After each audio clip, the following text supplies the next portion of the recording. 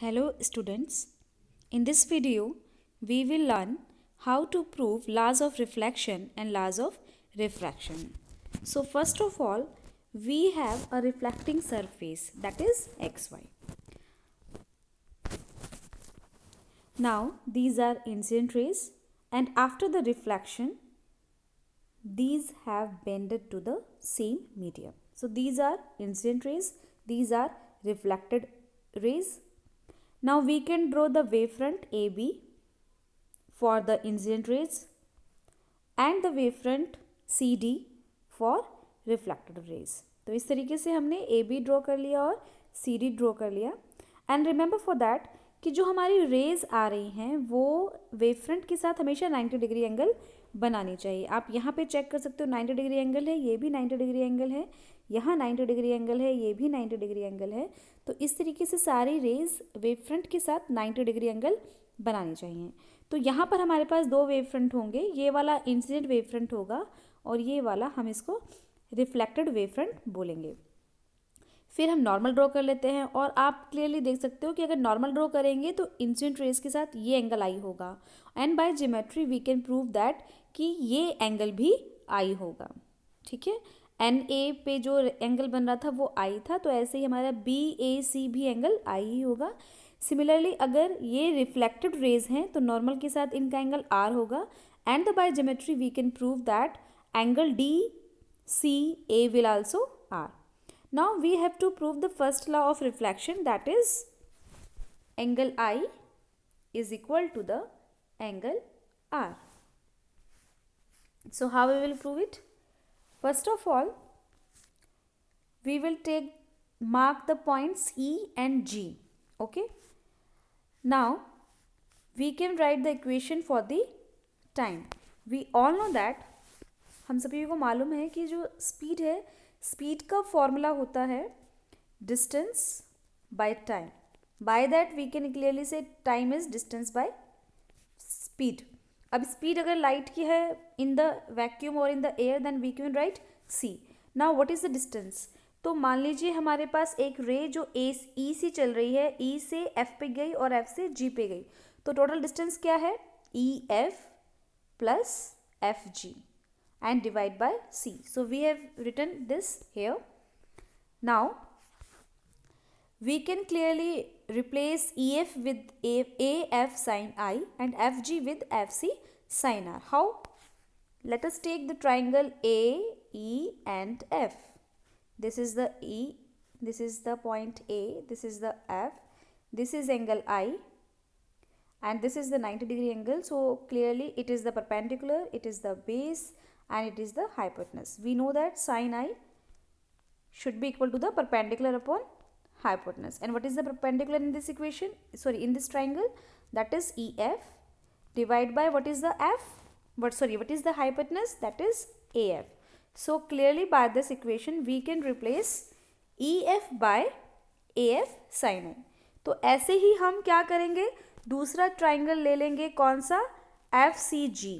इस ट्राइंगल्स की हेल्प से भी हम एफ जी को एफ सी साइन आर से रिप्लेस कर सकते हैं, बिल्कुल अभी जैसे हमने किया वैसे ही.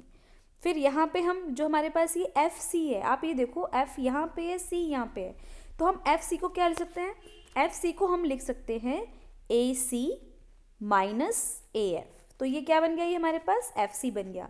तो हमारे पास जो ये इक्वेशन आई थी एफ सी साइन आर, यहाँ पर हम एफ सी की जगह रिप्लेस कर देंगे ए सी माइनस ए एफ. तो हमारे पास ये टर्म आ जाएगी. आप लोग पेपर पेन यूज़ करके देख सकते हो. अब टाइम हमारे पास आ गया A C sine r plus A F sine I minus sine r divide by सी.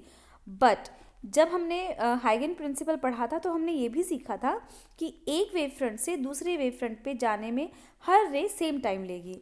तो उस केस में ये एफ हम चाहे यहाँ माने, यहाँ माने, यहाँ माने, ई से लेकर एफ से होके जी पर जाने में टाइम हमेशा सेम लगता, चाहे ये एफ पॉइंट हम कहीं पर भी एज्यूम करते.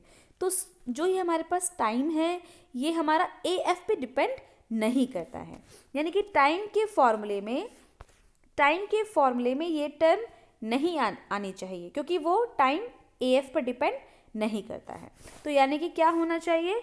ए F sine I minus sine R should be zero. ये वाली टर्म पूरी ज़ीरो होनी चाहिए. बट AF तो ज़ीरो है नहीं, इसका मतलब साइन आई माइनस साइन आर ज़ीरो होगा, और वो तभी पॉसिबल है जब आई हमारे पास आर के इक्वल हो। तो इस तरीके से पहला लॉ हमारा प्रूफ हो गया। अब हम चलते हैं सेकेंड दूसरे प्रूफ पर, that is the law of refraction at a plane surface. So सबसे पहले हम क्या करेंगे, एक सरफेस ले लेंगे जो रिफ्रैक्टिंग सरफेस है। आप क्लियरली देख सकते हो कि ऊपर और नीचे दो अलग अलग मीडियम हो गए हैं। तो पहला जो मीडियम है रेयर वन, उसमें लाइट की स्पीड है c and the refractive index is μ1। Similarly, we can say that in a denser medium, the speed of the light is v and the refractive index is μ2. अब ये हमारे पास ray incident हो रही है, अब वो रिफ्रैक्ट हो गई, रेयर से डेंसर में गई है तो नॉर्मल की क्लोज हो जाएगी। तो इस तरीके से क्लोज हो गई। अब हमने क्या कहा कि ये हमारा इंसिडेंट वेव फ्रंट है ए बी, तो हम क्या करेंगे, ये हमारा हो गया सी डी वेव फ्रंट जो है हमारा रिफ्रैक्टेड वेव फ्रंट। तो अब आप देख सकते हो कि ए डी जो है वो स्मॉलर है और बी सी जो है वो ज़्यादा है।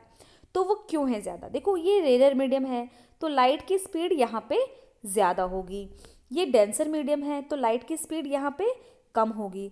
तो जहाँ स्पीड कम है वहाँ वो कम डिस्टेंस कवर करेगा सेम टाइम में, और जहाँ वो रेयर मीडियम में है जहाँ उसकी स्पीड ज़्यादा है वहाँ वो उसी टाइम में ज़्यादा डिस्टेंस कवर करेगा। इसीलिए दो वेव फ्रंट की ये वाली साइड लंबी आई है और ये वाली साइड हमारी छोटी आई है।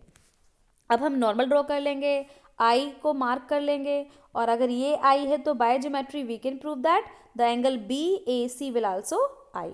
सिमिलरली अगर ये एंगल R है तो हम प्रूव कर सकते हैं कि ACD भी R होगा। कोई भी क्वेश्चन है आप मुझे मैसेज कर सकते हो। तो अब यहाँ से हमारे पास हमने मार्क कर लिया इसको F और इसको G। अब हमारे पास फर्स्ट लॉ ऑफ रिफ्रैक्शन क्या है, that is refractive index mu is equal to sine I by sine R. तो हम वही प्रूव करेंगे। तो चलिए चलते हैं प्रूव करते हैं। सबसे पहले हमने जैसे पहले इक्वेशन पहले वाले लॉ में किया था बिल्कुल वैसे ही हम करेंगे। टाइम जो है हमारे पास वो टाइम क्या है, total distance divide by speed. तो अगर डिस्टेंस जो EF तक जब जा रहा है तो वो जा रहा है c स्पीड से, तो डिस्टेंस डिवाइड बाय स्पीड।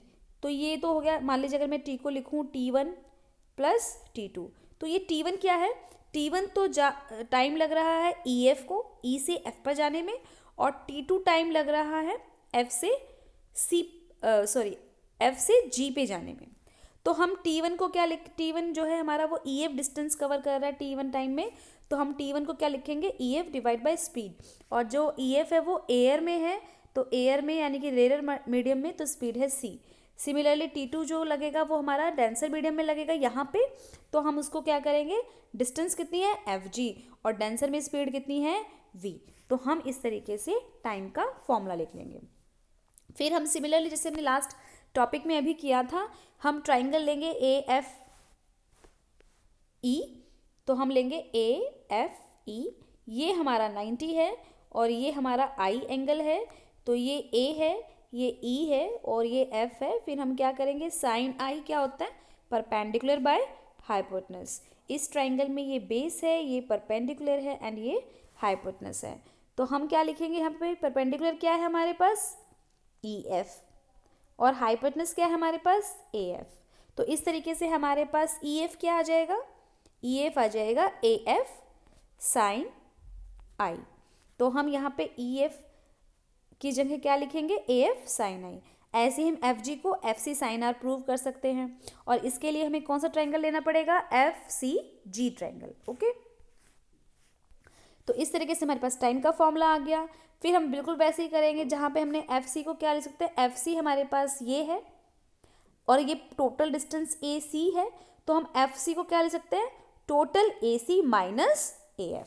तो हमने क्या किया वो कर देंगे, और फिर हम AF वाली टर्म्स को कॉमन ले लेंगे, तो हमारे पास ये फॉर्मूला आ जाएगा। अब फिर से वही कंडीशन कि जो टाइम है वो F की पोजीशन पे डिपेंड नहीं करता है। तो यानी कि F चाहे मैं यहाँ लूँ, इसका मतलब क्या है कि मान लीजिए अगर ये वाली रेज लेते, सॉरी मैं दोबारा ड्रॉ करती हूँ, तो अगर हम ये वाली रे लेते तो F यहाँ होता और अगर हम रे ये वाली सोच लेते तो एफ यहाँ होता, तो एफ की कंडीशन अलग अलग हो सकती थी, लेकिन टाइम हमेशा हमारा सेम आता। तो इसीलिए टाइम के फॉर्मूले में ये ए एफ वैल्यू नहीं करता है, यानी कि ये पूरी टर्म क्या होनी चाहिए, ये पूरी टर्म हमारी ज़ीरो होनी चाहिए।